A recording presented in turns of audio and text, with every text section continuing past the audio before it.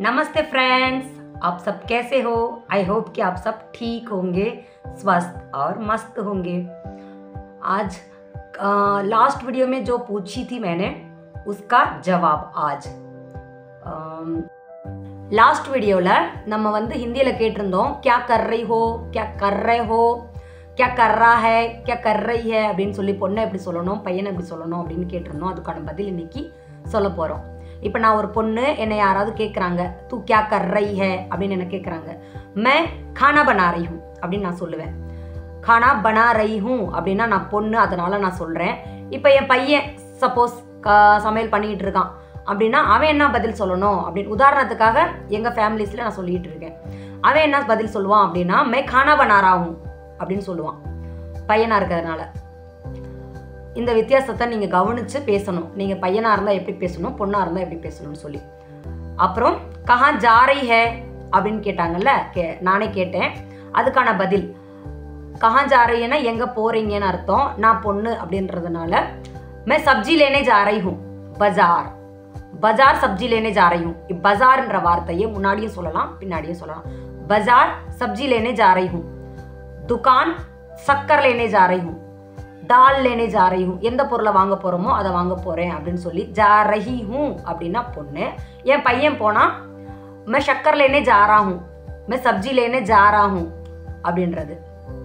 வித்தியாசம் பொண்ணுக்கும் ஆணுக்கும் உள்ள வித்தியாசத்தை சொல்லிட்டேன். அடுத்து हमारे गांव में बहुत ज़्यादा ठंडी होती है मध्य प्रदेश में, और जहाँ मैं रहती हूँ वहाँ तो कुछ ज़्यादा ही ठंडा होता है इलाका. यहाँ पे जंगल इलाका है, बहुत ज़्यादा पेड़ पौधे यहाँ रहता है, इसके कारण बहुत ज़्यादा ठंड लगती है.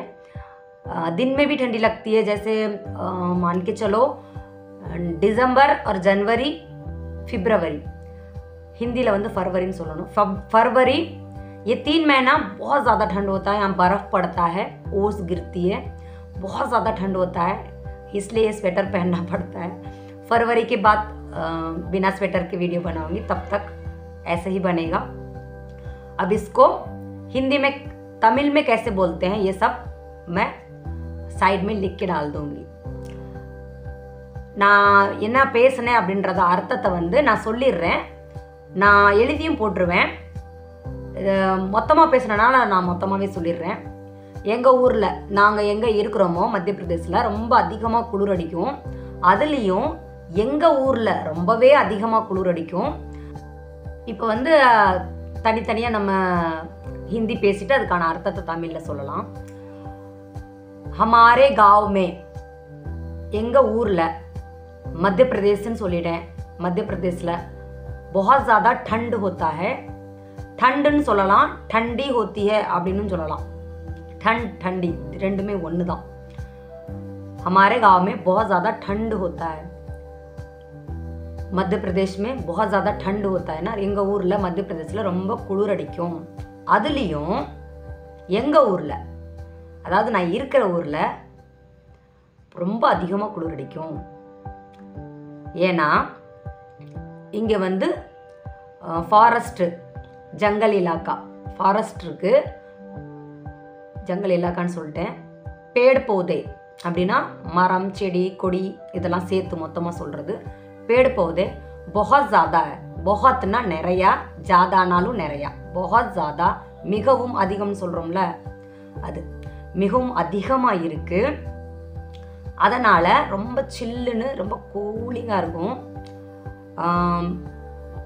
பர்ஃப் படத்தா है, ஓஸ் गिरता है அப்படின்னா பர்ஃப் வந்து பனிக்கட்டியாகவே விழுகும்.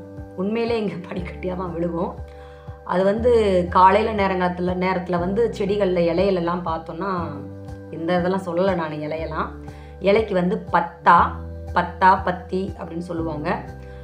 பத்தியுமே பர்ஃப் ஃபேலா रहता है அப்படின்னா இலைகளில் அப்படியே அந்த பராசலாக அந்த சொல்லுவாங்கள்ல, தமிழில் சொல்ல வர மாட்டேங்குது, அது அப்படியே இருக்கும், தூர்நாப்பில் இருக்கும்.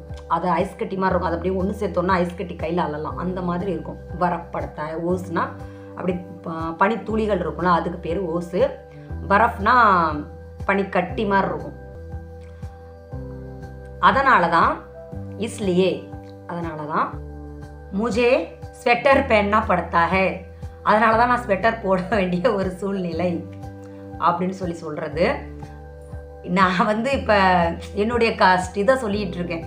அது எப்படி இருந்தாலும் நம்ம பேசுகிற ஹிந்தி அப்படின்றதுனால என்னை பற்றின விஷயத்தை நான் சொல்லிகிட்டு இருக்கேன், அவ்வளோதான். அதனுடைய மீனிங் ஹிந்தியில் சொன்னதை நான் தமிழ்லையும் ट्रांसलेट பண்ணிட்டு தானே இருக்கேன். यहाँ 3 महीने बहुत ज़्यादा ठंडी होता है. दिसंबर, जनवरी, फरवरी, फिब्रवरी है फरवरीன்னு சொல்லுவாங்க. यहाँ पे सितंबर से ही शुरुआत हो जाती है ठंड की. जब थोड़ा कम लगता है, செப்டம்பர்ல இருந்தே குளிர ஆரம்பிச்சிரும். அப்போ வந்து கொஞ்சம் கம்மியாக இருக்கும். ஆனால் दिसंबरல இருந்து அதிகமாக இருக்கும். दिसंबर से ज़्यादा ठंड चालू हो जाता है और फरवरी तक के रहता है. பிப்ரவரி வரைக்கும் பயங்கரமாக குளிர் அடிக்கும். அப்புறம் मार्च अप्रैल में भी सुबह सुबह ठंडी लगती है यहाँ हमारे गांव में. और अप्रैल के एंडिंग में थोड़ा सा गर्मी चालू होता है. उसके बाद लगता है गर्मी. फिर भी कभी गर्म लहरें नहीं आता है, गर्म हवा नहीं आता, ठंडी हवा आता है. कारण यहाँ पे फॉरेस्ट इलाका, जंगल इलाका है, इसलिए यहाँ पे गर्मी बहुत कम लगता है. இங்கே வந்து வேர்க்காது, வெயில் அடிக்காது. வேர்க்காதுன்றதுக்கு வந்து பசீனா नहीं निकलता है. வெயில் அடிக்காது அப்படின்றதுக்கு गर्मी नहीं पड़ती. धूप नहीं लगता ज़्यादा. धूपனா வெயில், गर्मीனா ஒரு மாதிரி புழுக்கமாக இருக்குது அப்படின்னு சொல்லுவாங்கள்ல தமிழில், அந்த இதுக்கு வந்து गर्मी அப்படின்னு சொல்லுவாங்க. ஒரு சில வார்த்தை டக்குன்னு எனக்கு தமிழில் வர மாட்டேங்குது. அது ரொம்ப வேர்க்கிற மாதிரி ஒரு மாதிரி இருக்கும்ல, அதுக்கு பேர் தான் गर्मी. धूपனா தான் வெயில். यहाँ गर्मी बहुत कम होता है. ரொம்ப கம்மியாக தான் இங்கே வந்து அந்த மாதிரி வேக்காட்டமாக இருக்கும் அப்படின்னு அர்த்தம். அப்புறம் நான் தெளிவாக எழுதி போடுறதில்ல, தெளிவாக எழுதி போட்டுறேன். ஏன்னா பேசிகிட்டு இருக்கும்போது டக்குன்னு அது யோசித்து என்னால் சொல்ல முடியல. அப்புறம் बारिश के समय पे यहाँ पे अच्छा बारिश होता है. जैसे जून की 10 तारीख से शुरुआत हो जाती है बारिश की. இங்கே வந்து நல்ல மழை பெய்யும். ஜூன் 10ஆம் தேதியிலேருந்து மழை பெய்ய ஆரம்பிச்சிரும். அதை தெளிவாக நான் சைட்டில் எழுதி போட்டுடுறேன். நம்ம பேசுகிற ஹிந்தி தான் பேசுகிறோம் அப்படின்றதுனால நான் அதனால தான் உங்களுக்கு பேசுகிற மாதிரியே கற்றுக் கொடுக்குறேன்.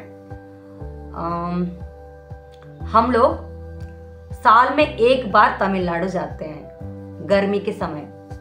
நாங்கள் வந்து வருஷத்தில் ஒரு தடவை தான் போவோம் வெயில் காலத்தில். गर्मी के மோசம்னா காலம், गर्मी के சமயம்னு வெயில் அப்படின்னு சொல்லி ஷார்ட்டாக சொன்னாலே புரிஞ்சுப்பாங்க. गर्मी के मौसम में அப்படின்னு சொல்லணும்னு அவசியம் இல்லை. गर्मी में சொன்னால் வெயில் காலத்தில் அப்படின்னு புரிஞ்சுப்பாங்க. सो गर्मी के मौसम में हम लोग मद्रास साल में एक बार जाते हैं. और महीना कौन सा है?